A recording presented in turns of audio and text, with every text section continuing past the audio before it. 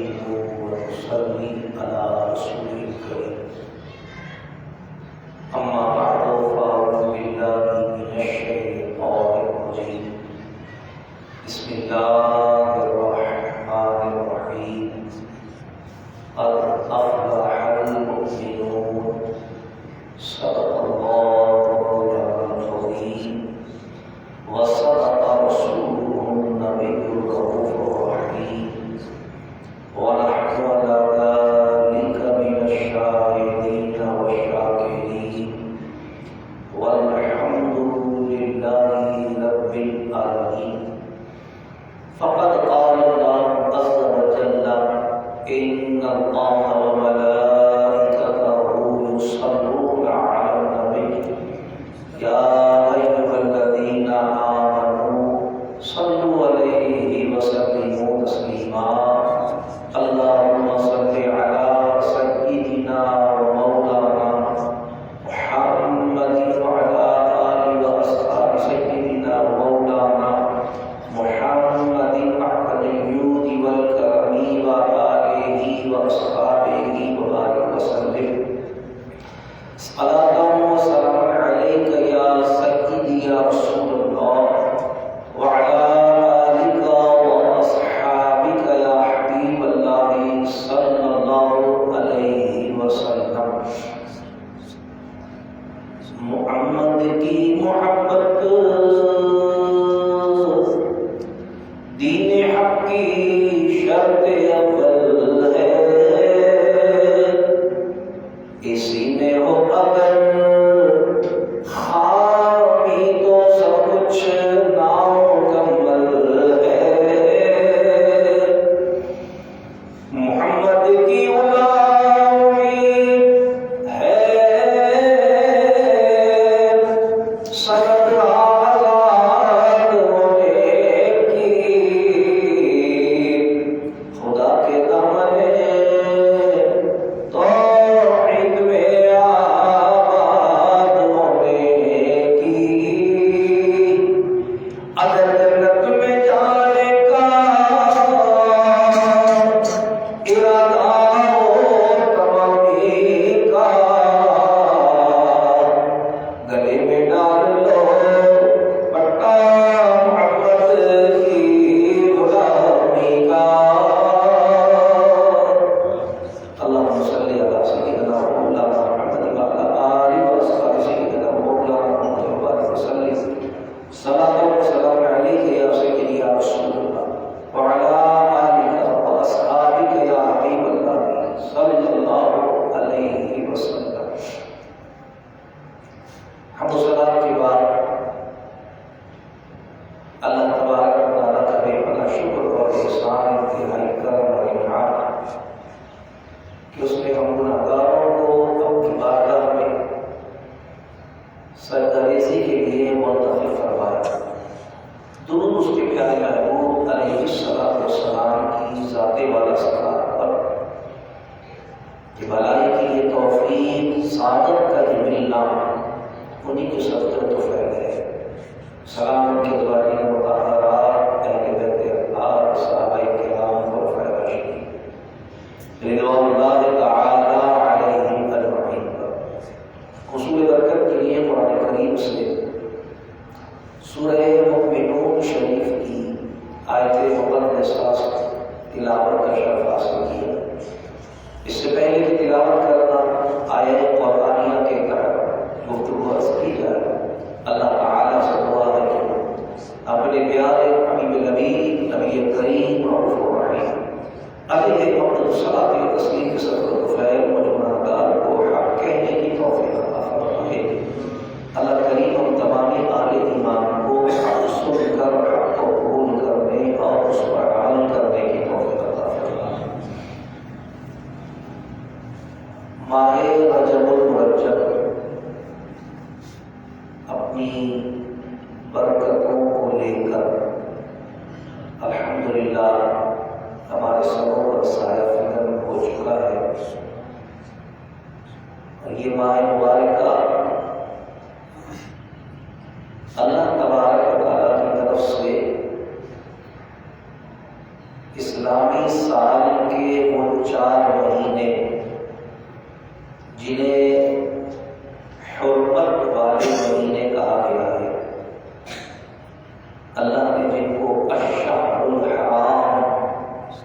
حرمت والے مہینے قرآن میں بیان فرمایا، ان میں سے ایک مہینہ رجب شریف کا مہینہ بھی ہے۔ اور ماہ رجب المرجب اس اعتبار سے بہت زیادہ اہل ایمان کے لیے خوشیوں کا باعث ہوتا ہے کہ جس طرح انتہائی منتظر قحط زدہ لوگ بارش کا انتظار کر رہے ہوتے ہیں، اور جو ہی انہیں بادل نظر آتے ہیں تو بارش کی امید ان کے دل کو ایک خوشی فراہم کرتی ہے کہ بادل آ گئے ہیں، یقیناً بارش بھی ہوگی۔ تو ماہ رجب شریف بھی رحمت و برکت کی، انعامات و اکرامات کی، اور اللہ تبارک و تعالیٰ کی طرف سے مخلوق کے لیے فیض و فیضان کی برسات لے کر آنے والا مہینہ یعنی شعبان المعظم، اور پھر اس سے متصل رمضان المبارک کی خوشخبری لے کر آ رہا ہے۔ تو اہل ایمان کے لیے یہ مہینہ اس اعتبار سے مسرت کا باعث ہوتا ہے۔ رسول اللہ صلی اللہ علیہ وسلم نے اس ماہ مبارکہ کی بہت ساری برکتیں بیان فرمائی ہیں۔ من جملہ برکتوں کے جو بات ہمارے سامنے واضح ہے وہ یہ کہ حضور سیدنا شیخ عبد القادر جیلانی رضی اللہ تعالیٰ عنہ بنیۃ الطالبین شریف میں ان تمام احادیث مبارکہ کے نچوڑ کے طور پر جو سرکار علیہ السلام نے اس ماہ مبارکہ کے لیے ارشاد فرمائی، یہ بات تحریر کر دی کہ ماہ رجب زمین کو ہموار کرنے کا،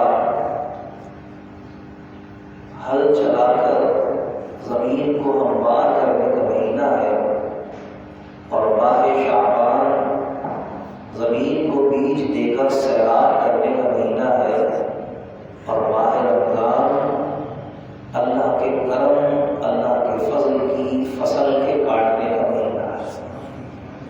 حضور علیہ السلام نے اس ماہ مبارکہ کو اللہ کا مہینہ قرار دیا، کیونکہ احادیث مبارکہ میں دو روایات ہیں۔ بعض روایات میں یہ ہے کہ رجب اللہ کا مہینہ ہے، شعبان میرا مہینہ ہے، اور رمضان میری امت کا، اور بعض روایات میں ہے کہ رمضان اللہ کا مہینہ ہے، شعبان میرا مہینہ ہے، رجب میری امت کا۔ حضور علیہ السلام نے اس مہینے کو اللہ کا مہینہ بھی قرار دیا، تو اس کی بے شمار برکتیں اور بے حساب فضائل و مناقب ہیں۔ غرض یہ کہ اس ماہ مبارکہ کی آمد پر صاحبان ایمان کو، اہل اسلام کو اپنی آخرت کی یاد اور اپنی دارین کی سعادت اور کامیابی کے حصول کے لیے مستعد اور بیدار ہو جانا چاہیے۔ اسی نسبت سے ہم نے قرآن کریم فرقان حمید کی سورہ مومنون شریف کی ابتدائی آیات کا انتخاب کیا،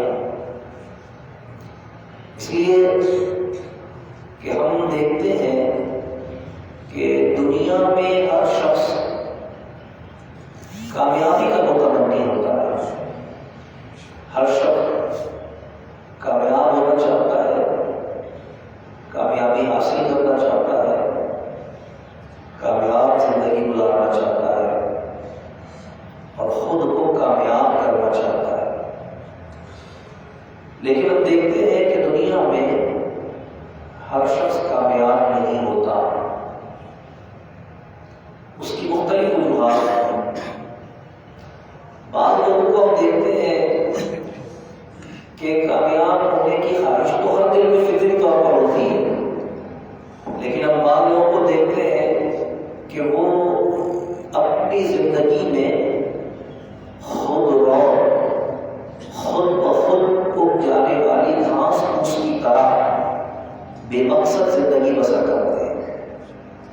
یعنی بس وقت اور حالات نے جس طرف چلا دیا تو وہ چل پڑے.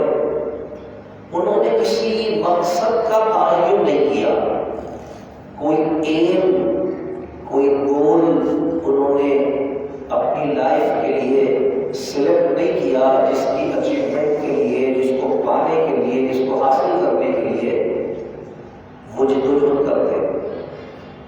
ظاہر ہے کہ جب انہوں نے اپنی زندگی کا مقصد کامیابی منتخب ہی نہیں کیا تو پھر ان کو کامیابی ملے گی کیسے؟ بس یوں ہی چلتے چلے گئے، حالات اور واقعات نے جس طرف چلا دیا. ایک یہ لوگ ہیں. دوسرے لوگ ہیں کہ جو مقصد کا تعین تو کرتے ہیں، یعنی کامیابی کی خواہش رکھنے والے دوسری قسم کے لوگ. وہ مقصد کا تعین تو کرتے ہیں. اکثر بچوں سے آپ پوچھیں گے تو ان کے اساتذہ یا ان کے بڑے یا ان کے والدین ان کو سکھا یا پڑھا دیتے ہیں یا از خود وہ کسی کو اپنا آئیڈیل بناتے ہیں. تو آپ سنتے اس سے پوچھو بھائی تم کیا بننا چاہتے ہو؟ تو کوئی کہتا ہے میں ڈاکٹر بننا چاہتا ہوں، کوئی کہتا ہے میں انجینئر بننا چاہتا ہوں، کوئی کہتا ہے میں پائلٹ بننا چاہتا ہوں، وغیرہ وغیرہ. تو مقصد تو متعین کیا لیکن کامیاب نہیں ہوئے. کیوں؟ اس لیے کہ مقصد کا تعین تو کیا لیکن اس مقصد کے لیے کوئی کوشش، محنت اور جدوجہد نہیں کی. ظاہر ڈاکٹر یا انجینئر یا پروفیسر بننا آسان کام تو نہیں ہے، اس کے لیے محنت کرنی پڑتی ہے. تو مقصد تو متعین کیا لیکن اس مقصد کے لیے جدوجہد نہیں کی، کوشش نہیں کی، کوئی محنت نہیں کی، نتیجہ ناکامی. تیسری طرح کے لوگ وہ ہیں کہ جنہوں نے اپنی زندگی میں مقصد نہیں رکھی، مقصد کا تعین بھی کیا اور اس مقصد کو حاصل کرنے کے لیے انہوں نے محنت بھی کی، پھر بھی ناکام ہو. یہ کیوں ناکام ہو؟ کہ انہوں نے تو کوئی مقصد بھی متعین کیا اور اس مقصد کے حاصل کرنے کی جدوجہد اور کوشش بھی کی، پھر کیوں ناکام ہوئے؟ اس لیے کہ انہوں نے مقصد کا تعین تو کیا اور حصول مقصد کے لیے کوشش اور جدوجہد بھی کی، مگر کوشش اور جدوجہد کی سمت درست نہیں کی. جس انداز میں، جس پیٹرن پر، جس سمت میں ان کو کوشش کرنی تھی انہوں نے صحیح سمت میں کوشش نہیں کی. ان کی اسٹرگل جو تھی وہ صحیح سمت میں نہیں تھی. تو رانگ ڈائریکشن ہونے کی وجہ سے وہ اپنی منزل کو نہیں پا سکے، وہ بھی ناکام ہو گئے. چوتھی طرح کے لوگ جنہوں نے بے مقصد زندگی نہیں گزاری بلکہ مقصد کا تعین کیا اور مقصد کے تعین کے پیش نظر محنت اور کوشش بھی کی اور ان کی محنت اور کوشش اور جدوجہد کی سمت بھی درست تھی. صحیح سمت میں ہی انہوں نے کوشش کی لیکن اس کے باوجود بھی وہ کامیاب نہیں ہو سکے. کیوں؟ اس لیے کہ انہوں نے جسے کامیابی سمجھا وہ حقیقی کامیابی نہیں تھی. انہوں نے جسے کامیابی سمجھا یعنی انہوں نے یہ سمجھا کہ ڈاکٹر بن جانا کامیابی ہے اور ڈاکٹر بننے کے بعد وہ شعبہ جو انسانیت کے لیے، لوگوں کے لیے صرف قابل احترام ہی نہیں ہے بلکہ انسانیت کی خدمت کے لیے، لوگوں کی فلاح کے لیے ایک ایسا شعبہ ہے کہ اللہ کی ایک صفت ہے، شافی الامراض، مرض سے صحت یابی دینا، یہ اللہ کی صفت ہے. اور جب کوئی ڈاکٹر بنتا ہے تو گویا وہ اللہ کی اس صفت کا خود کو مظہر بناتا ہے. اور اگر اللہ نے اس مقصد میں اسے صحیح تعین مقصد کی وجہ سے اور صحیح محنت کی وجہ سے اور صحیح صرف محنت سے کامیابی بھی عطا کر دی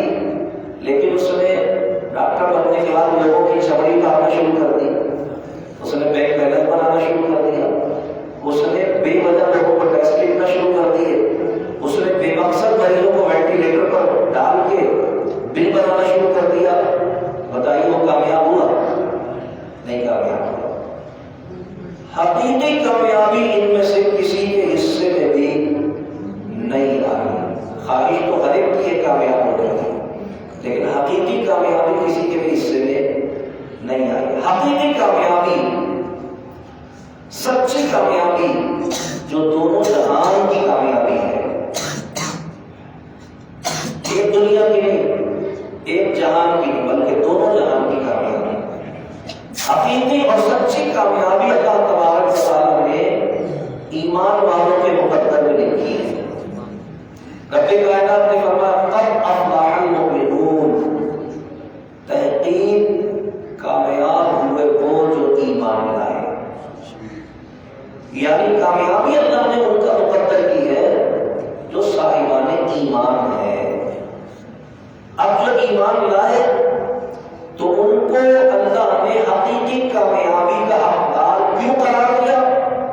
اس لیے کہ جب وہ ایمان لائے تو انہوں نے اپنے ایمان کے ان تقاضوں کو پورا کیا جو ان پر بسبب ایمان کے لازم ہوئے تھے۔ وہ تقاضا کیا ہے؟ اللہ نے سورہ مومنون شریف کی ان آیات میں ان کو بیان کیا۔ 7 تقاضے، وہ 7 اوصاف جو کسی صاحب ایمان میں پائے جائیں تو وہ مومن کامل ہوتا ہے۔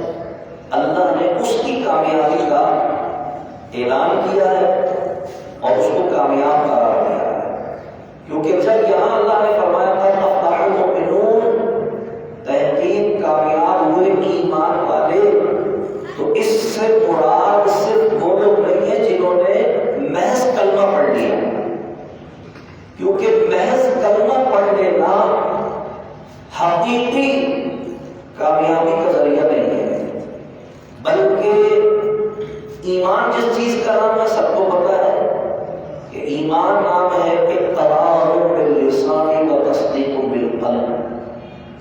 زبان سے جس چیز کا اقرار کیا ہے، دل سے اس کی تصدیق کا نام ایمان ہے۔ زبان سے اس نے اقرار کیا کیا؟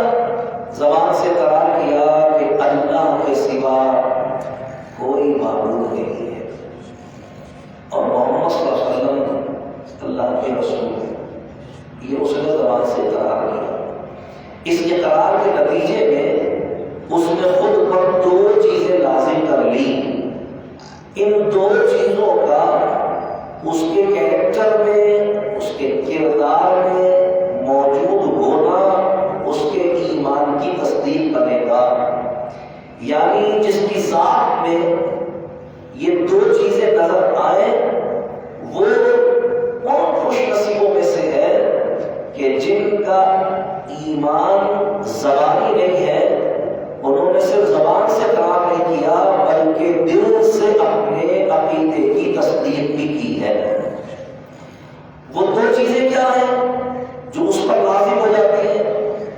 لا الہ الا اللہ، اللہ کے سوا کوئی معبود نہیں ہے، یعنی اللہ کے سوا کوئی عبادت کے لائق نہیں ہے۔ اس کے نتیجے میں اس پر یہ چیز لازم آ جاتی ہے کہ وہ اللہ کے سوا کسی کی عبادت نہ کرے۔ تو صرف کسی کی عبادت نہ کرنا تو کافی نہیں ہوتا، اللہ کی عبادت بھی تو کرے۔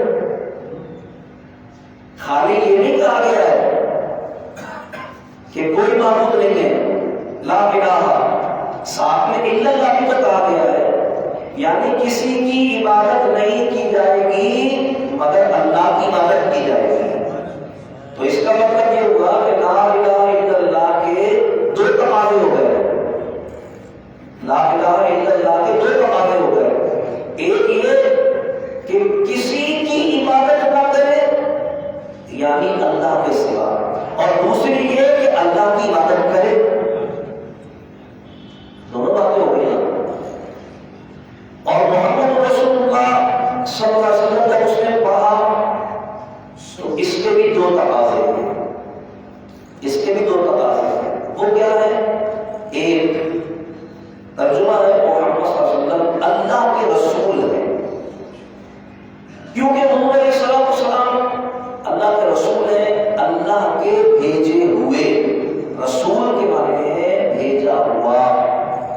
رسول لفظ ارسال سے بنا ہے، ارسال کرنا، اردو زبان میں بھیجنا، جس کو بھیجتے ہیں اگر وہ بھیجا ہو تو اس کی طرف سے اردو میں پارسل، جسے بھیجا گیا۔ جب وہ کوئی انسان شخصیت ہوتا ہے اس کو رسول کہتے ہیں، رسول بھیجا ہوا۔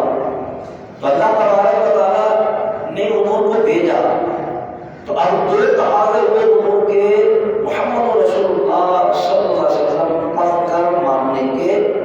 نمبر ایک یہ کہ جب اللہ کا بھیجا ہوا انہوں کو مان لیا تو کیونکہ انہوں اللہ کے بھیجے ہوئے ہیں اور بھیجے ہیں ہماری طرف، کیونکہ اللہ بھیجنے والا ہے، حضور آنے والے ہیں، تو ہم کون ہیں؟ پانے والے۔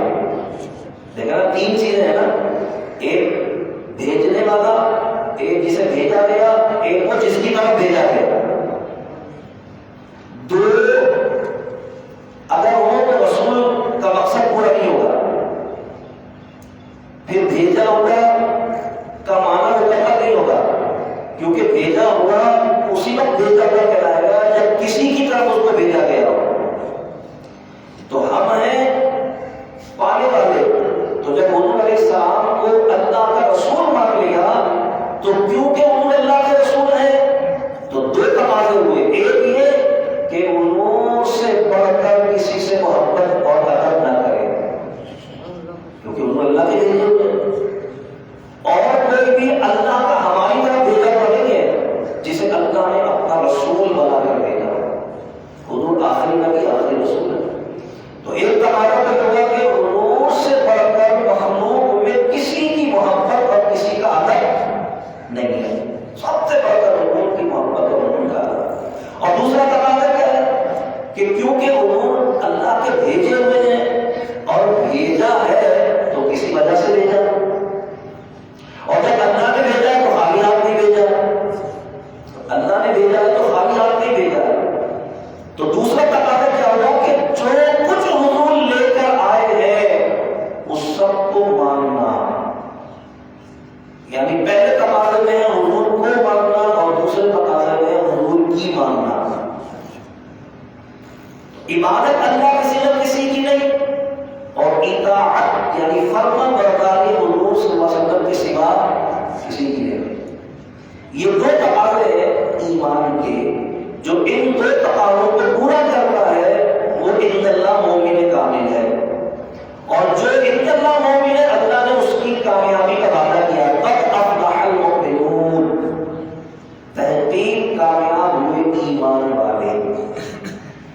علامت ان کی کیا ہے، اوصاف ان کی کیا ہے، پہچان ان کی کیا ہے، کون ہے یہ لوگ؟ اللہ تبارک و تعالیٰ نے 7 اوصاف بیان کیے اسی سورہ مبارکہ کی انہی ابتدائی آیات میں۔ پہلی صفت اللہ نے بیان فرمائی کہ الذین هم فی صلاتہم خاشعون، یہ وہ لوگ ہیں مومن کامل جن کی کامیابی کا اللہ نے اعلان کیا۔ کون ہے یہ لوگ؟ فرمایا الذین، یہ وہ لوگ ہیں ہم فی صلاتہم خاشعون، جو اپنی نمازوں میں اللہ کا خوف شامل رکھتے ہیں۔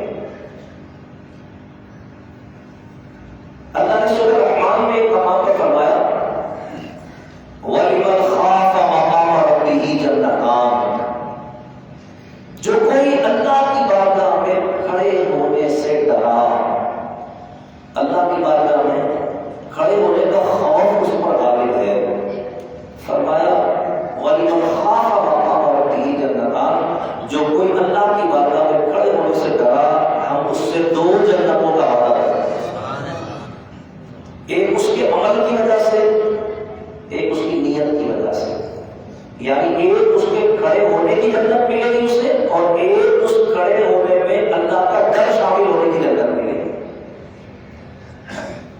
تو فرمایا گیا کہ الذین هم فی صلاتہم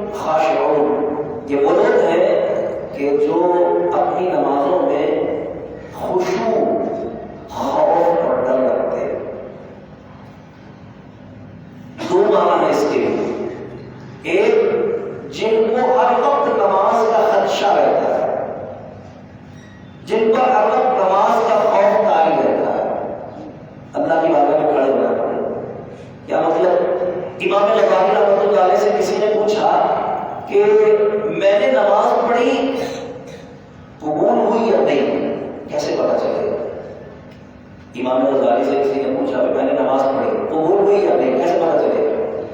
فرمایا ایک نماز پڑھ لینے کے بعد اگر تیرا دل دوسری نماز کا منتظر رہے تو یہ تیری پچھلی کی قبولیت کی ہے۔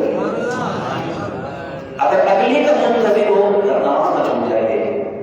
وہ مارکیٹ نہیں جا رہے کر رہے زہر پڑھ کے جاؤں گا، مارکیٹ جاؤں گا دیر ہو جائے گی میری نماز جماعت رہ جائے گی۔ امام غزالی نے سوال کرنے والے سوال کیا تو جواب ارشاد کرتا بھی اگر تم یہ دیکھنا چاہتے ہو کہ تمہاری پڑھی ہوئی نماز قبول ہوئی یا نہیں ہوئی تو فرمایا پچھلی کی قبولیت کی علامت یہ ہے کہ اگلی کے قضا ہو جانے کا، چھوٹ جانے کا خوف اور ادا کرنے کا شوق تیرے دل میں ہو جائے۔ تو اللہ تبارک تعالیٰ فرما رہا ہے کہ کامیاب ایمان والے وہ ہیں کہ ان کی ایک پہچان یہ ہے کہ ان کی نمازوں میں خوف ہوتا ہے۔ دوسرا معنی ولمن خاف مقام ربہ جنتان کے معنی کیا ہے؟ جو اللہ کی بارگاہ میں کھڑے ہونے سے ڈرا۔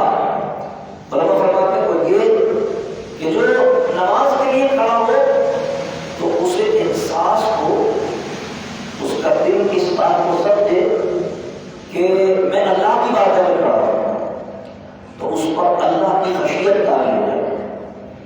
مولا کائنات حضرت علی مرتضیٰ شیخ خدا کرم اللہ تعالی وجہ کریم جب نماز کے لیے وضو فرماتے تھے تو محدثین نے نقل کیا ہے کہ آپ کے چہرے کی رنگت زرد ہو جاتی تھی اور آپ کے چہرے سے خوف اور ڈر ظاہر ہوتا تھا، یعنی گویا آپ کا ایسی کیفیت تاری ہوتی تھی جیسے بکرے کو ذبح کرنے کے لیے لے جایا جا رہا، کسی انسان کو سولی پر چڑھانے کے لیے لے جایا جا رہا ہو، اس کی جو کیفیت ہوگی خوف پر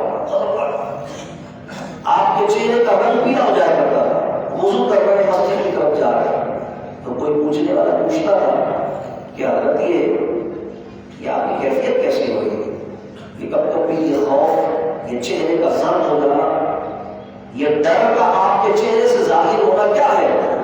فرمایا اللہ کی قسم اگر تجھے پتہ چل جائے نا کہ تو کس بارگاہ میں کھڑے ہونے کے لیے جا رہا ہے تو تیری حالت مجھ سے زیادہ خراب ہوگی۔ یہ تو اندازہ ہے کہ تو جا کس بارگاہ میں رہا ہے۔ چار آنے کا افسر جس کے کل کے ٹرانسفر سے پتہ نہیں ہوتا، گھنٹی بجاتا ہے تو بندہ فوراً کی زبان کے بٹن صحیح کرتا ہے کہ افسر کے سامنے جانا ہے، فائل دے گا، ایک دم سیدھا ہو جاتا ہے، ذرا کپڑوں کی طرف نظر کرتا ہے۔ فرما خالی احساس تو کر تو کس کی بارگاہ میں کھڑے ہونے کے لیے جا رہا ہے۔ اگر احساس ہو جائے تو تجھ پر مجھ سے زیادہ خوف آ ہے۔ یہ خوف جو ہے، یہ خشیت جو ہے، یہ ایمان کے کمال اور عقیدے کی مضبوطی کی وجہ سے ہوتی ہے۔ اللہ نے قرآن کریم میں ایک مقام پر ارشاد فرمایا انما یخشی اللہ من عبادہ العلماء، اللہ کے بندوں میں سے اللہ سے زیادہ وہ کرتے ہیں جو اللہ کی ذات کی زیادہ معرفت اور اللہ کے بارے میں زیادہ علم رکھتے ہیں، جس کو پتہ ہے کہ اللہ کی ذات، اس کی عظمت کیا ہے، اس کا جلال، اس کی حیبت کیا ہے۔ جب وہ اللہ کی بارگاہ میں کھڑے ہوتے ہیں تو ان پر خوف ہوتا ہے، خوف کے ساتھ کھڑے ہوتے ہیں، ان کو اللہ تبارک و تعالیٰ کی شان کا، اس کی عظمت کا، اس کے جلال کا، اس کی شوکت اور اس کی حیبت کا پتہ ہوتا ہے۔ ان کو پتہ ہے کہ اللہ کی شان کیا ہے کہ جس نے اپنے کلام کے بارے میں ارشاد فرمایا، قرآن اللہ کا کلام ہے، اللہ نے اپنے کلام کے بارے میں قرآن میں ارشاد فرمایا وَنُنَزِّلُ مِنَ الْقُرْآنِ، اللہ تبارک و تعالیٰ لَوْ أَنزَلْنَا هَذَا الْقُرْآنَ عَلَىٰ جَبَلٍ لَرَأَيْتَهُ خَاشِعًا مُتَصَدِّعًا مِنْ خَشْيَةِ اللَّهِ، اگر ہم اس کلام کو، یعنی قرآن کو جو اللہ کا کلام ہے، اللہ تعالیٰ لَوْ أَنزَلْنَا، اگر ہم اس کو نازل کر دیتے عَلَىٰ جَبَلٍ، کسی مضبوط پہاڑ پر، لَرَأَيْتَهُ خاشعا متصدعا من خشیۃ اللہ، تو وہ ریزہ ریزہ ہو جاتا اللہ کے کلام کی حیبت کی وجہ سے۔ تو جس کے کلام کی حیبت کا یہ عالم ہے کہ اگر پہاڑ کو نازل کر دیا جائے تو وہ ریزہ ریزہ ہو جائے، اس کی ذات کی اپنی حیبت کیا ہوگی۔ تو جس کو معرفت ہوتی ہے نا اس پر خوف ہوتا ہے۔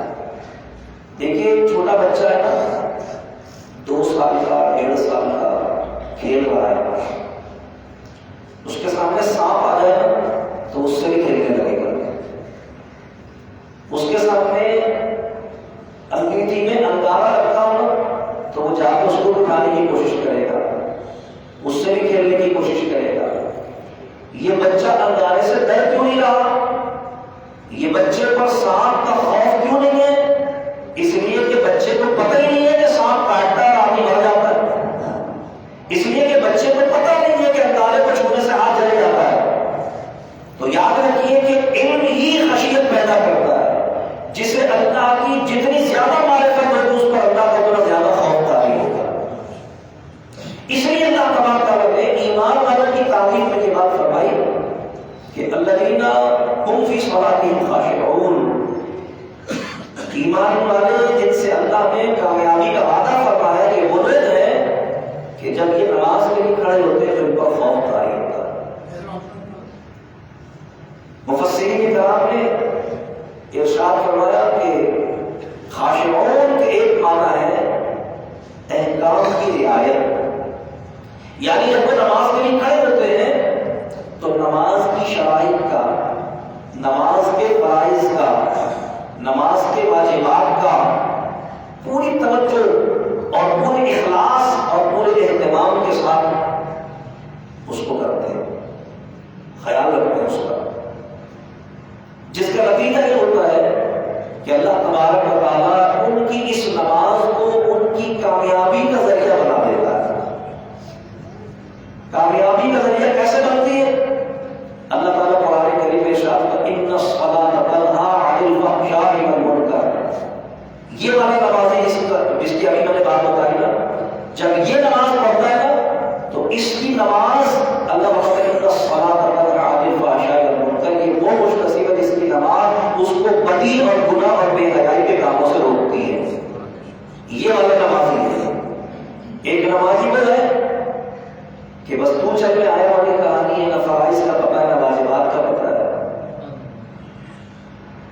تو جو ایسی نماز ادا کرے کہ جس میں خشوع پایا جائے، ہم فی صلاتہم خاشعون، جس میں خشوع پایا جائے، جس میں اخلاص پایا جائے، جس کا مقصد لوگوں میں نمازی کہلوانا اور کہلانا نہیں ہو، بلکہ جس کا مقصد اللہ کی عبادت بجا لانا ہو، تو پھر وہ نماز کامیابی کا پہلا زینہ بن جاتی ہے اس صاحب ایمان کے لیے جس کی کامیابی کا اللہ نے قرآن میں قد افلح المؤمنون کہہ کر اعلان فرمایا۔ سیکنڈ اسٹیپ، دوسرا زینہ کامیابی کا، اللہ تبارک و تعالیٰ نے ارشاد فرمایا والذین هم عن اللغو معرضون، یہ ایمان والے جن سے ہم نے حقیقی کامیابی کا وعدہ کیا ہے، دنیا جہان کی کامیابی جن کا مقدر ہے، فرمایا ان کی دوسری پہچان، ان کا دوسرا وصف اور دوسری علامت یہ ہے کہ الذین هم عن اللغو معرضون، یہ وہ لوگ ہیں جو فضول چیزوں سے، بیکار کاموں اور بیکار باتوں سے، بے مقصد افعال اور بے مقصد اقوال سے خود کو روک لیتے ہیں، بیکار کی بات بھی نہیں کرتے اور بیکار کا کام بھی نہیں کرتے۔ صحیح مسلم شریف میں حدیث رسول اللہ صلی اللہ علیہ وسلم نے ارشاد فرمایا کسی مسلمان کے ایمان کی سب سے بڑی اچھائی یہ ہے کہ وہ خود کو فضول بات اور فضول کام سے بچا لے۔ یعنی اگر کسی شخص نے اتنا کر لیا کہ اس نے اپنے آپ کو لغو، بیکار، بےہودہ، بے مقصد بات سے بھی بچا لیا اور کام سے بھی بچا لیا، تو اللہ تبارک و تعالیٰ نے اسے صاحب ایمان کو عطا کی جانے والی کامیابی کی دوسری سیڑھی قرار دیا ہے۔ پہلی سیڑھی کہ اس کی نماز میں خشوع پایا جائے، اور دوسری سیڑھی کہ وہ اپنے آپ کو لغو باتوں اور لغو کاموں سے، بےہودہ اور بیکار باتوں اور بےہودہ اور بیکار اور بے مقصد باتوں اور کاموں سے خود کو روک لے۔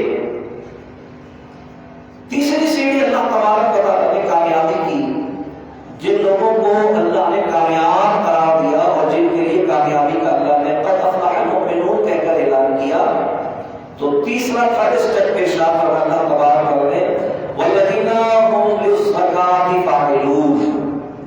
یہ وہ لوگ ہیں کہ جو زکات ادا کرتے ہیں، زکات ادا کرتے ہیں۔ سب کو پتا ہے کہ نماز کی طرح زکات مسلمانوں پر فرض کی گئی ایک عبادت ہے۔ نماز بدنی عبادت ہے، زکات مالی عبادت ہے۔ مخصوص مقدار مال کی کسی شخص کی ملکیت میں رہے اور اس پر 1 سال گزر جائے اور وہ اس کی حاجت اصلیہ سے اضافی ہو، تو شریعت نے ایک مخصوص مقدار اس پر رکھی ہے جو اسے اللہ کی راہ میں دینی ہوتی ہے، اس کو زکات کہتے ہیں۔ اس دیے جانے والے مال کو زکات کہتے ہیں، بچ جانے والے کو نہیں کہتے۔ مال وہ بھی ہوتا ہے جس میں سے نکالا گیا، اور مال وہ بھی ہوتا ہے جو نکالا گیا، لیکن جو نکالا گیا اس کو زکات کہتے ہیں، جس میں سے نکالا گیا اس کو زکات نہیں کہتے۔ زکات کے معنی ہے پاک کرنے والی۔ تو جو نکالی ہوئی رقم ہوتی ہے وہ جس میں سے نکالی جاتی ہے اس کو پاک کرنے والی ہوتی ہے، یعنی اس نے نکل کر اس کو پاک کر دیا جو اب میرے پاس باقی بچی ہے۔ زکات لفظ زکیۃ سے بنا ہے، اس کے معنی ہے پاکیزگی، اسی لیے اس مال کو زکات کہتے ہیں کیونکہ وہ پاکی کا سبب بنتی ہے اس مال کے لیے جس میں سے نکالی جاتی ہے۔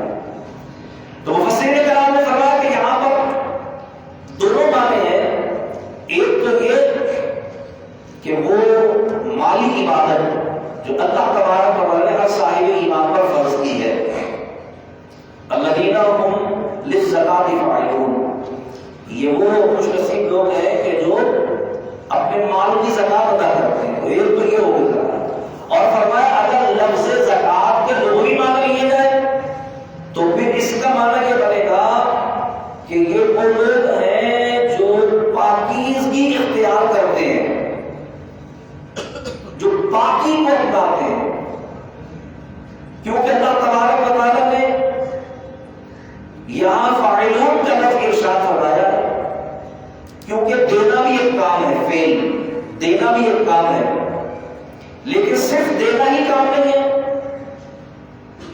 بلکہ جب بات ہوئے پاکیزگی کی تو فرمایا مال کی زکات نکالنے سے تو صرف مال ہی پاک ہوگا، لیکن فرمایا گیا کہ مومن کے لیے جس پاکیزگی کا حکم ہے وہ صرف اس کے مال کی پاکیزگی نہیں ہے، یہ اس کے مال کی بھی پاکیزگی اس پر لازم ہے، اس کی جان کی بھی پاکیزگی اس پر لازم ہے، اس کے افعال کی پاکیزگی اس پر لازم ہے، اس کے اقوال کی پاکیزگی اس پر لازم ہے، حتیٰ کہ اس کے وہم و گمان و خیال کی پاکیزگی بھی اس پر لازم ہے۔ مسلمان کو تو ہر طرح سے پاک ہونا شرط ہے، مسلمان کو قرآن پڑھا کے مسلمان نہیں کیا جاتا، کلمہ پڑھا کے مسلمان کیا جاتا ہے، اس لیے قرآن پڑھا کے مسلمان نہیں کیا جاتا کہ قرآن کو تو پاک ہوئے بغیر چھونے کی اجازت نہیں ہے، اس لیے اس کو قرآن نہیں کیا جاتا کہ لوگ یہ پڑھے مسلمان ہو جاؤ، بلکہ اس کو کلمہ پڑھایا جاتا ہے، اور کلمہ بھی کوئی پڑھایا جاتا ہے جس کا نام ہی طیب ہے۔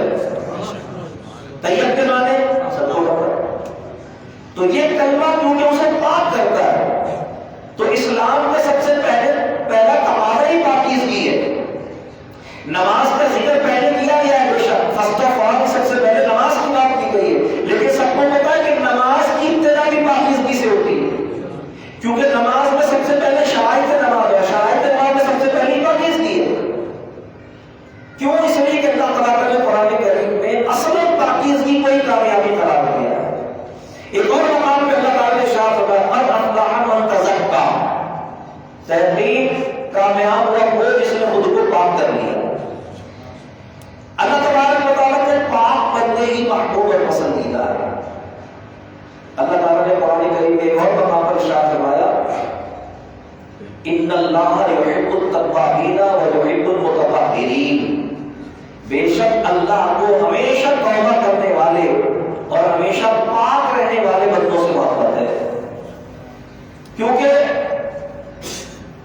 ہمیشہ پاک رہنے والا ظاہری پاکیزگی کا حامل ہوتا ہے، کیونکہ وہ غسل اور وضو کا اہتمام رکھتا ہے، لیکن ہمیشہ توبہ کرنے والا وہ ہے کہ جو ظاہر اور باطن دونوں میں پاک ہوتا ہے، کیونکہ توبہ کا مطلب ہوتا ہے ہر کیے ہوئے گناہ پر اللہ کی بارگاہ میں ندامت کرنا اور اللہ سے رجوع کرنا۔ تو یہ پاکیزگی اس کے باطن کی پاکیزگی کا سبب بنتی ہے، توبہ باطنی پاکیزگی کا سبب بنتی ہے۔ تو اس لیے اللہ نے ایسے بندے سے اپنی محبت کا اظہار فرمایا۔ تو تیسرا زینہ جو کامیابی کی طرف ایک مسلمان کو لے کر جاتا ہے، تیسری سیڑھی وہ ہے الذین هم للزکاۃ فاعلون۔ اللہ نے فرمایا کہ کامیاب وہ اہل ایمان کہ جنہوں نے اپنی نمازوں میں خشوع و خضوع اختیار کیا، جنہوں نے خود کو لغو باتوں اور لغو کاموں سے بچا لیا، اور وہ جنہوں نے اپنی زکوٰۃ کے ادائیگی کے ذریعے اپنے مال کی پاکیزگی کا اور اپنی ذات، اپنے وجود اور اپنے ظاہر اور باطن میں ہر طرح کی پاکیزگی کا اہتمام کیا، باقی بٹکایا انہوں نے، تو وہ اللہ تبارک تعالیٰ کی طرف سے کامیاب بندے قرار دیے گئے، کامیابی کے حقدار قرار دیے گئے۔ پھر فورتھ اسٹیپ، اس سیڑھی کا چوتھا پرچہ جو اللہ تبارک نے بیان کیا سورہ مومنون میں، فرمایا والذین هم لفروجہم حافظون۔ چوتھی بات جو بیان فرمائی وہ یہ کہ یہ وہ خوش نصیب ہیں جو اہل ایمان ہیں اور اللہ نے ان سے حقیقی کامیابی کا وعدہ کیا۔ ان کی چوتھی پہچان، چوتھی صفت، چوتھی علامت، چوتھی نشانی یہ ہے کہ والذین هم لفروجہم حافظون، کہ یہ وہ لوگ ہیں کہ جو اپنی شرمگاہوں کی حفاظت کرتے ہیں، ان کی کامیابی کا اللہ نے وعدہ فرمایا، یعنی خود کو زنا سے اور متعلقات زنا سے، اپنے جنسی خواہش کی تسکین کے لیے اللہ اور اس کے رسول کے ممنوع کردہ طریقے کے قریب بھی نہیں جاتے، بلکہ جو طریقہ اس خواہش کی تسکین کا اللہ تبارک و تعالیٰ نے اپنے رسول صلی اللہ علیہ وسلم کی سیرت و سنت کے ذریعے انہیں عطا فرمایا ہے اس کو اپناتے ہیں، یعنی نکاح کے ذریعے اپنی خواہش نفسانی کی تسکین اور اپنی نسل میں اضافے اور زیادتی کا اہتمام کرتے ہیں، اور اس کے ذریعے اپنے ایمان کی حفاظت کرتے ہیں۔ حدیث پاک میں رسول اللہ صلی اللہ علیہ وسلم نے ارشاد فرمایا کہ نکاح ایمان اور کردار دونوں کا محافظ ہے، یعنی جب کوئی شخص نکاح کرتا ہے تو اس کا ایمان بھی محفوظ ہوتا ہے، کیونکہ ایمان کی خرابی نفس چیزوں سے ہے، آپ نے سنا، اور نکاح اسے بد نگاہی سے، بد کلامی سے، کیونکہ اگر غور کریں تو آپ کو محسوس ہوگا کہ ہمارے معاشرے میں ایسے بہت سارے لوگ پائے جاتے ہیں جو صرف لفظوں سے بھی جنسی تسکین حاصل کرتے ہیں، ان کی گفتگو میں بھی جنسیت غالب ہوتی ہے۔ ایسے بہت لوگ آپ کو معاشرے میں ملیں گے جن کے افعال تو ہوتے ہی ہیں کہ کسی کو دیکھ رہے ہیں تو نظر ہی نہیں آ رہی اس میں سے، یا گندی فلمیں، گندے ڈرامے اور گندی تصویریں، گندے مناظر، گندے روایات پر گفتگو، ان کی یعنی گفتگو کا مرکز محور جنسیت ہوتی ہے، لیکن انہوں سے یہ آپ نے ارشاد فرمایا کہ صاحب ایمان زنا اس کے متعلقات سے خود کو محفوظ رکھتا ہے۔ صحابہ نے پوچھا یا رسول اللہ زنا کے متعلقات کیا ہیں؟ فرمایا نامحرم کو دیکھنا آنکھوں کا زنا ہے، نامحرم کے کلام کو جنسی رغبت سے سننا کانوں کا زنا ہے، نامحرم کو چھونا یہ متعلقات زنا میں سے ہے، اور نامحرم کے ساتھ خلوت کرنا یہ اہتمام زنا کا سبب ہے۔ یعنی جب تنہائی میسر آ جائے تو پھر یعنی حدود قیود کا قائم رکھنا۔ حدیث پاک میں سرکار اسلام نے فرمایا کہ جب دو نامحرم مرد و عورت کسی تنہائی کے مقام پر جمع ہوتے ہیں تو ان میں تیسرا شیطان ہوتا ہے۔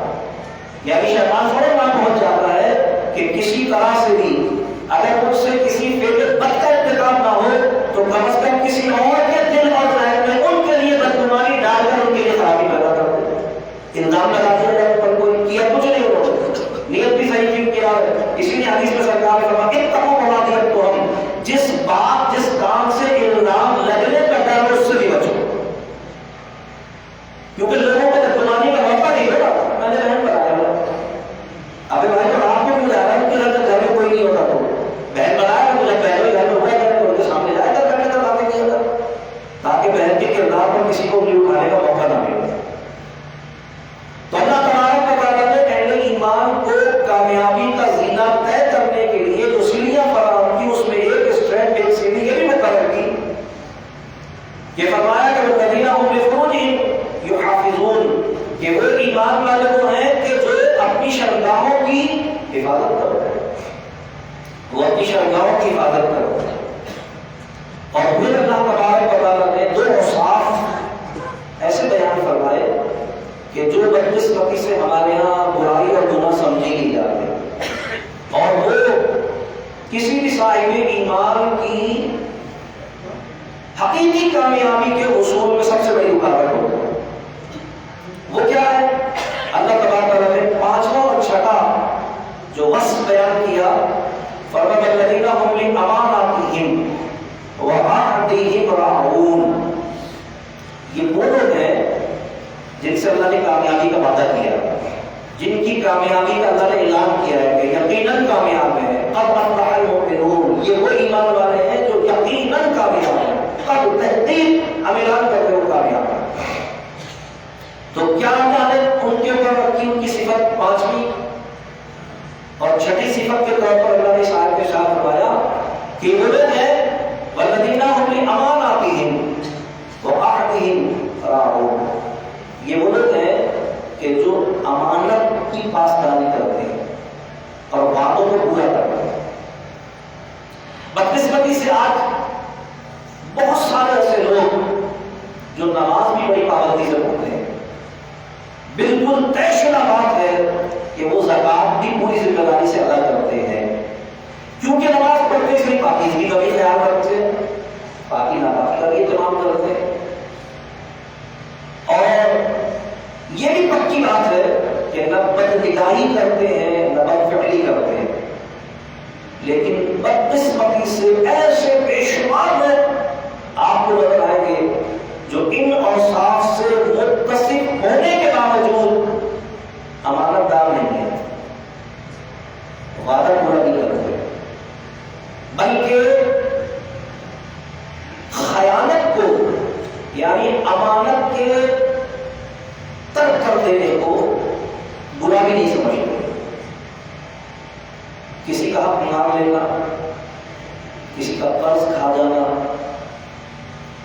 بلکہ میں کہوں گا بات بھی امانت ہوتی ہے، بات بھی امانت ہوتی ہے۔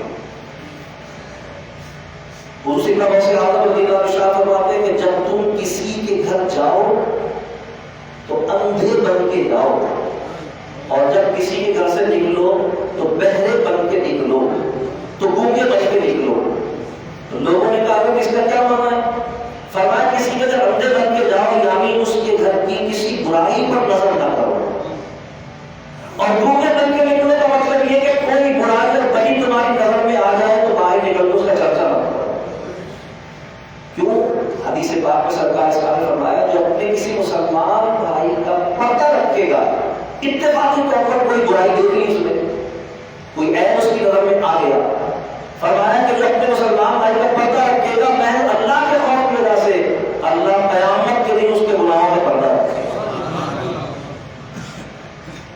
تو بات کی بھی امانت ہوتی ہے، کسی نے کوئی بات آپ پہ اعتماد کر کے بتا دی آپ کو، آپ نے وہ اس نے تو کٹوا لی اپنے ہاتھ، دیکھ اب تجھے کوئی کرنے تمہارا بات نہیں. باپ کی بھی امانت ہے, مال کی بھی امانت ہے, چیز کی بھی امانت ہے. اللہ تبارک نے فرمایا کہ صاحب ایمان کے لیے کامیابی کی جو منزل میں نے مقرر کی ہے, اس تک پہنچنے کے لیے جو زینے مقرر ہے, ان میں سے ایک زینہ امانت داری بھی ہے. اگر امانت داری اس میں نہیں ہے, بڑی ذمہ داری سے کہہ رہا ہوں, بہت دیندار قسم کے لوگوں کو میں نے دیکھا جنہوں نے گھر بیچا اور بھائی کا حق نہیں دیا, جنہوں نے وراثت تقسیم کی اور بہنوں کا کھا گئے. اللہ فرماتا ہے کامیابی میں رکاوٹ بنے گی. بڑے اہتمام سے نماز پڑھ رہا ہے, بڑے اہتمام سے روزے رکھ رہا ہے, بڑے اہتمام سے زکات دے رہا ہے, باقی سارے کام کر رہا ہے, حج عمرہ کر رہا ہے, نیکی کر رہا ہے, لیکن اس نے کسی کا حق مارا ہوا ہے, کسی بھی طرح کا کسی کا حق مارا ہوا ہے, اس کی امانت بھی اس نے ادا نہیں کی کسی بھی طریقے سے. بہت سارے اس کے طریقے ہو سکتے ہیں, اب مثبت گفتگو کروں تو دائرے میں پورا وہ نماز کو لگ جائے گا, لیکن کسی کا بھی کسی بھی طریقے سے کوئی حق اس نے مارا ہوا ہے اور اس کی امانت اس کو ادا نہیں کی ہے, اسے پتا ہے کہ مجھے اس کو دینا چاہیے, نہیں دیتا. اللہ تعالیٰ فرماتا ہے کہ کامیاب نہیں ہوگا, کیونکہ یہ زینہ اس نے, یہ سیڑھی اس نے, یہ اسٹریپ اس نے چھوڑ دیا. اور اس کے ساتھ ہی ساتھ فرمایا وعدہ بھی پورا کرتا ہوں. یہ بھی ایک سیڑھی ہے, یعنی پانچویں سیڑھی امانت داری ہے اور چھٹی سیڑھی وعدہ پورا کرنا ہے. وعدے کی اسلام میں اتنی اہمیت ہے, امانت کی اسلام میں اتنی اہمیت ہے. حضور سید اعظم صلی اللہ علیہ وسلم نے ارشاد فرمایا کہ کسی کافر کی امانت بھی کسی مسلمان کو کھا جانا حلال نہیں ہے, اور کسی کافر سے کیا ہوا مسلمان بھی, کسی کافر سے کیا ہوا وعدہ بھی کسی مسلمان کو توڑ دینا حلال نہیں ہے. بلکہ آپ کو یاد ہوگا جب حضور علیہ السلام مکہ مکرمہ سے ہجرت کر کے مدینہ طیبہ جا رہے تھے تو سیرت کتابوں میں لکھا ہے حضور کے گھر پہ کافروں نے گھیرا ہوا تھا. یہ سن کر لگ گئی تھی کہ محمد مان اللہ مکہ چھوڑ کر جا رہے ہیں, تو حضور کے قتل کا منصوبہ کہ بس گھر لے کے راستے میں قتل کر دیں گے, تو انہوں نے حضور کے گھر کا محاصرہ کیا ہوا تھا. میں بتا آپ کو کہ حضرت علی کو اپنے بستر پر لٹایا تھا, یاسین شریف کی آیتیں پڑھتے ہوئے سرکار گھر سے نکلے تھے, کسی کو نظر آیا ہی نہیں کہ حضور کام نہیں کر کے کہاں چلے گئے.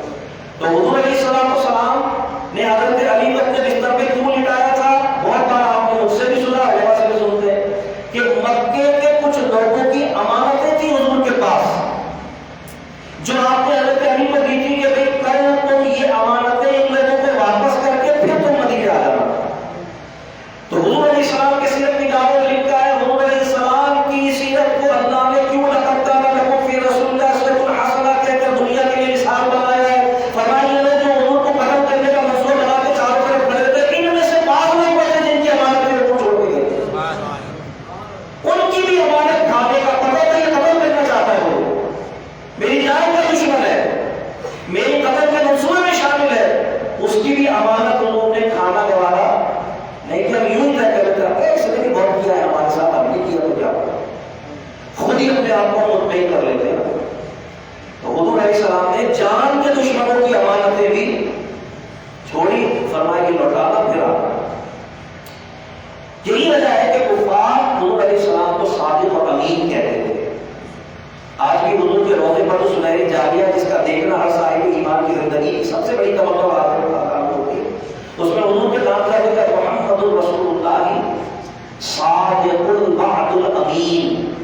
محمد اللہ کے رسول جو سچے بھی تھے, وعدہ پورا کرنے والے بھی تھے اور امانت دار بھی تھے. تینوں صفات حضور کے نام کے ساتھ لکھی تھی, کیونکہ یہ تین صفات وہ ہے جو کسی بھی صاحب ایمان کی دونوں جہان کی کامیابی میں وسیلہ اور ذریعہ بنتی ہے. یعنی ان تینوں وسائل کو چھوڑ کر کوئی چاہے کچھ بھی کر کے میں کامیابی حاصل کر لوں, وہ کامیاب نہیں ہو سکتا. اور وعدہ پورا کرنا تو انہوں نے فرمایا اللہ ایمان اللہ احد یکن, لوگوں سن لو تم میں سے جو وعدہ پورا نہیں کرتا اس کا کوئی ایمان ہی نہیں ہے. ایک لفظ ہم نے اردو میں کہتے ہیں بے ایمانی مت کرو, تو ہم نے کھیل میں کسی نے گوشت بغیر دے کے آگے بڑھا دیا تو بے ایمانی کر رہا ہے. اصل بے ایمانی جو بیان کی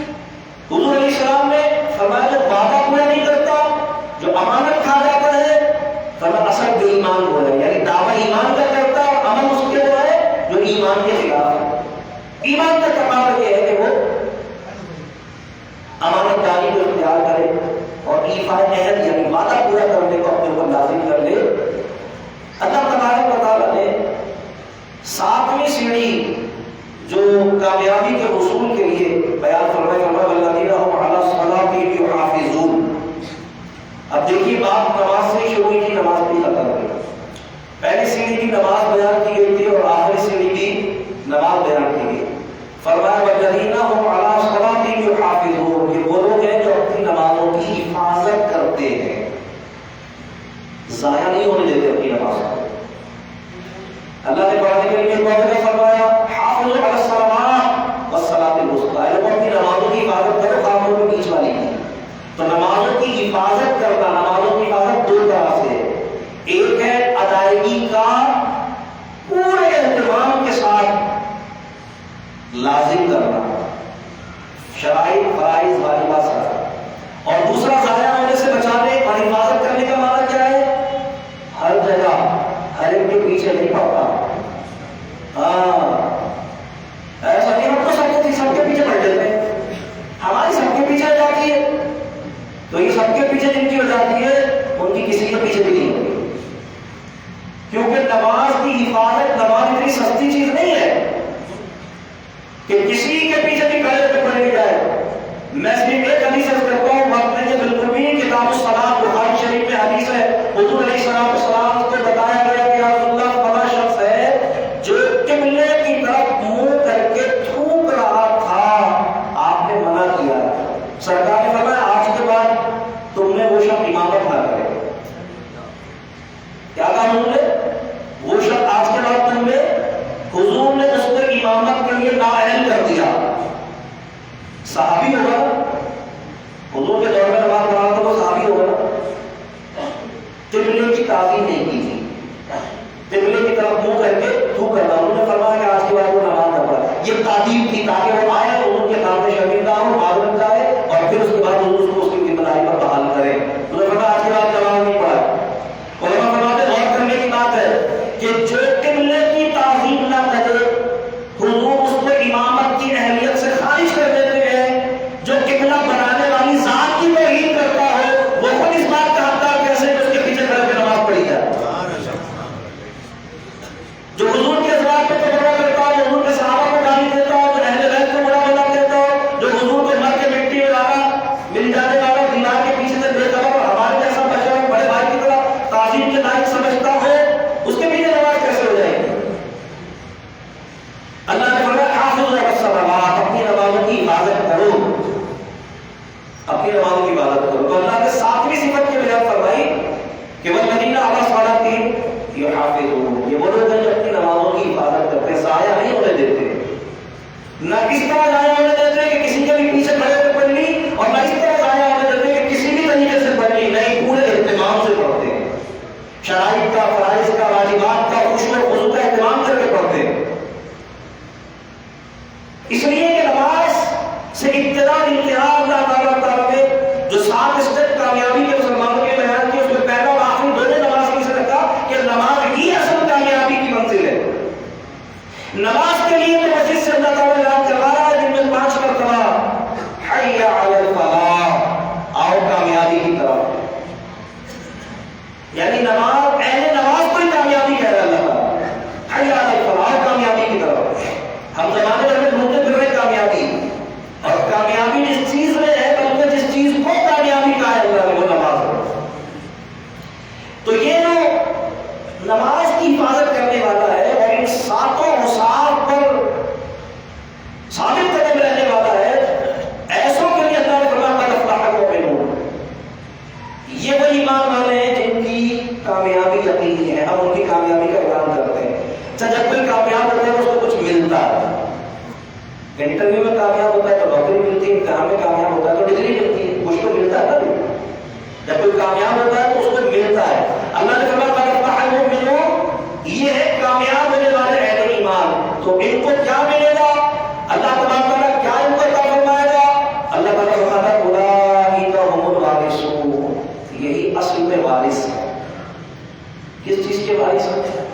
وارث کو کہتے ہیں اس کو کہ جو اپنے بڑے کا چھوڑا ہوا پاتا ہے، وارث کہتے ہیں جو اپنے بڑے کا چھوڑا ہوا پاتا ہے، جو چھوڑا ہوا ہے اس کو وراثت کہتے ہیں، جو پاتا ہے اس کو وارث کہتے ہیں۔ تو وہ کیا چیز ہے جو ہمارے بڑے کی چھوڑی ہوئی تھی اور ہمیں اس کے پانے کی کوئی کمی اللہ نے دی ہے؟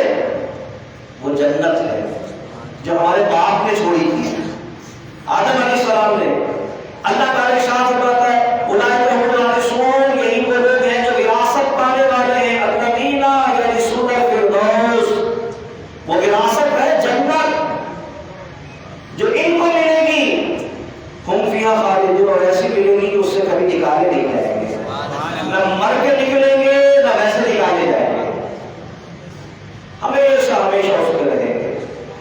ماہر جب مرجب ہمارے زمین پر دستک دینے کے لیے آتا ہے کہ رمضان قریب آ رہا ہے، توبہ کا مہینہ شعبان پیچھے کھڑا ہوا ہے، رجوع کر لو، پلٹ آؤ، پاکیزگی کا سامان کر لو، طہارت کا اہتمام کر لو۔ اگر کامیابی چاہیے تو اوصاف کامیابی خود میں اجاگر کر لو، اس لیے کہ یہ وہ اوصاف ہے کہ جس نے ان اوصاف کو خود میں اجاگر کر لیا، اللہ نے قد افلح المؤمنون کہہ کر اس سے کامیابی کا وعدہ کر لیا ہے۔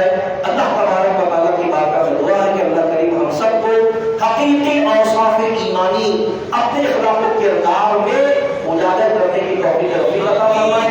اللہ تبارک و تعالیٰ ہم سب کو اسلام کا نور کامل اور دین کا حقیقی فہم اور حضور علیہ السلام کی کامل اطاعت و محبت و سنت نصیب فرمائے، سرکار کی غلامی میں جینا اور مرنا نصیب فرمائے۔ وآخر دعوانا